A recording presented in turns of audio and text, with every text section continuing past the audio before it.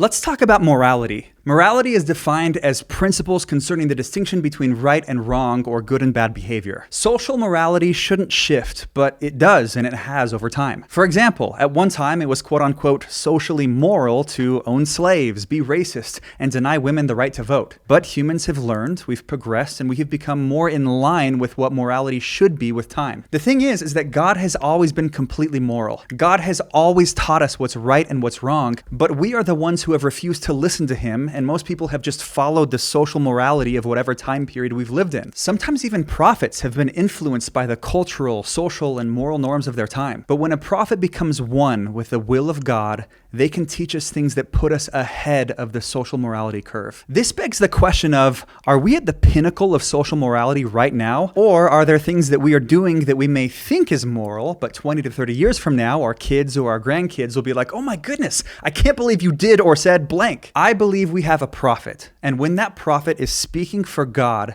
they can teach us things that we aren't aware of, things that we don't see. I think a lot of the things that the prophet teaches us can put us ahead of the social morality curve of our time and at the spear point of social morality. Here are some examples in history where the church has been ahead of the curve, morally speaking. First, the welfare program, which was an extremely progressive system established by the church during the Great Depression. This program provides for the temporal needs of members and non-members through a network of facilities like bishop storehouses, canneries, and employment centers. Second, LDS humanitarian work is definitely ahead of the curve, especially in how organized and far-reaching it is. Whenever a natural disaster happens, the LDS Church is usually one of the first organizations there, willing and able to help with whatever people need help with. Third, the church has been ahead of the curve when it comes to education. Brigham Young Academy was founded in 1875 at a time when higher education was not widely accessible. Fourth, the church's stance on food storage has been ahead of the curve, which has been applauded now by those outside of our faith, especially in light of all the recent natural disasters and emergencies that the world has faced. And fifth, the word of wisdom was introduced in 1833, whereas the general medical consensus on the dangers of smoking didn't become widespread until the 20th century. And even now, I've been seeing tons of YouTubers and celebrities and other people who aren't in the church start to recognize the dangers of alcohol and have committed to cut it completely out of their lives because of the damage that it's causing them. These are just 5 examples of where the church has been ahead of the morality curve in our society. But that still begs the question, has our society reached peak morality?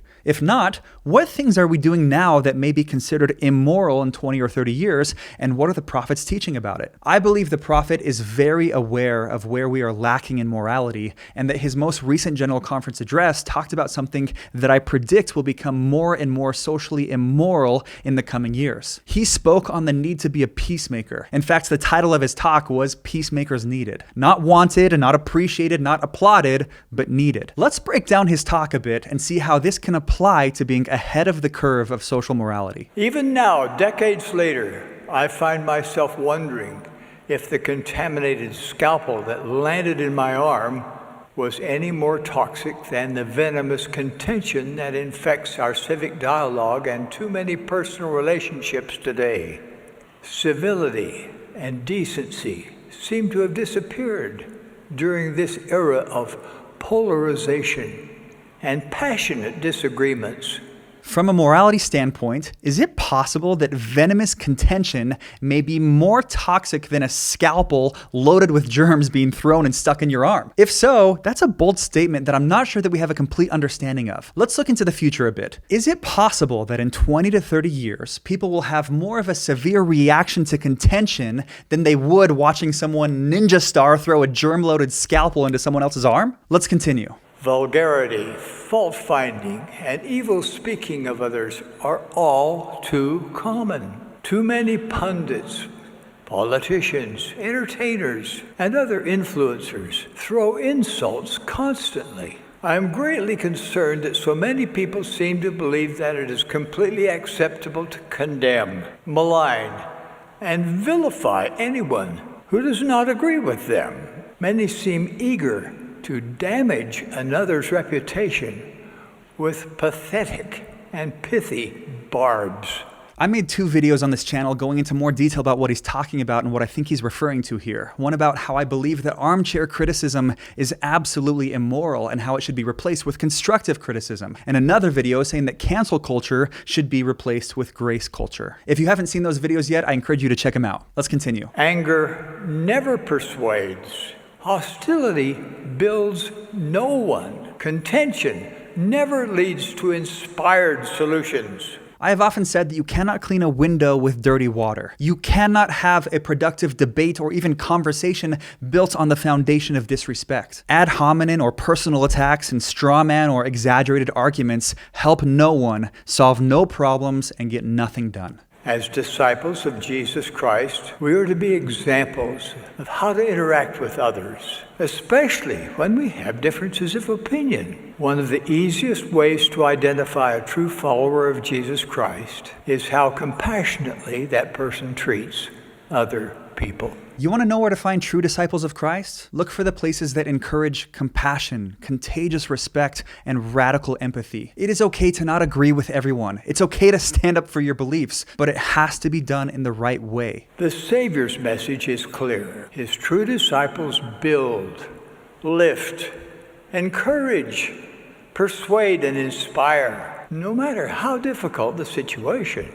True disciples of Jesus Christ are peacemakers. I am on a quest to find Jesus and to get closer to him. And in order to find Jesus, I need to find things and people that build instead of destroy, lift instead of tear down, and encourage instead of discourage. I want to speak with people who are heartfelt to their core with a beautiful and noble desire to help people in the most Christ-like way possible. What good alternatives are out there of cultures and societies that are loving, Christ-like, kind, forgiving, and merciful? Because from what I've seen, the culture of anti-Mormonism isn't it. The Savior's atonement made it possible for us to overcome all evil, including contention. Make no mistake about it, contention is evil. We cannot support Satan with our verbal assaults and then think that we can still serve God.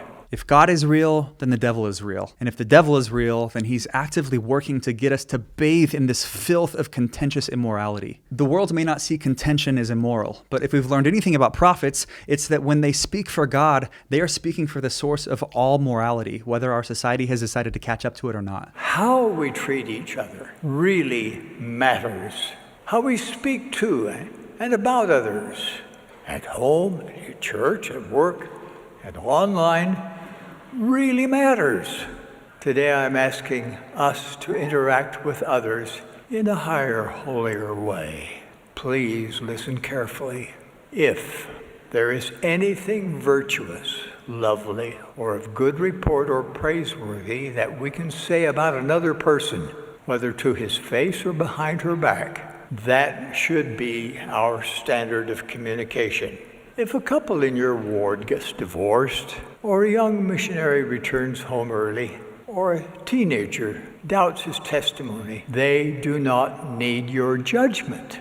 They need to experience the pure love of Jesus Christ reflected in your words and actions. If a friend on social media has strong political or social views that violate everything you believe in, an angry, cutting retort by you will not help. Building bridges of understanding will require much more of you, but that is exactly what your friend needs. I feel like here President Nelson is literally prophesying of the immorality of not being empathetic and understanding. We can literally change the world, one person and one interaction at a time. How? By modeling how to manage honest differences of opinion with mutual respect and dignified dialogue. Differences of opinion are part of life. I work every day with dedicated servants of the Lord who do not always see an issue the same way. They know I want to hear their ideas and honest feelings about everything we discuss, especially sensitive issues. Whether you're a member of the church or not, do you want to be on the cutting edge of morality, or do you want to catch up after society has already started? I understand that this is a hard thing to do. This is so very excruciatingly hard to do, but moral conversations have to be built on a foundation of empathy and understanding, or else it's just a waste of time. Like I've said before, you can't clean a window with dirty water. There is good arguing and there is bad arguing. I don't want to waste my time with bad arguing. It just leaves both people feeling dirty and muddy, and no problems actually get solved. Having a conversation without empathy and respect is like having a conversation where both people are just poking each other with needles the whole time. What good comes from that? Brothers and sisters, the pure love of Christ is the answer to the contention that ails us today. Charity propels us to bear one another's burdens rather than heap burdens upon each other. The pure love of Christ allows us to stand as witnesses of God at all times and in all things, especially in tense situations. Charity allows us to demonstrate how men and women of Christ speak and act, especially when under fire.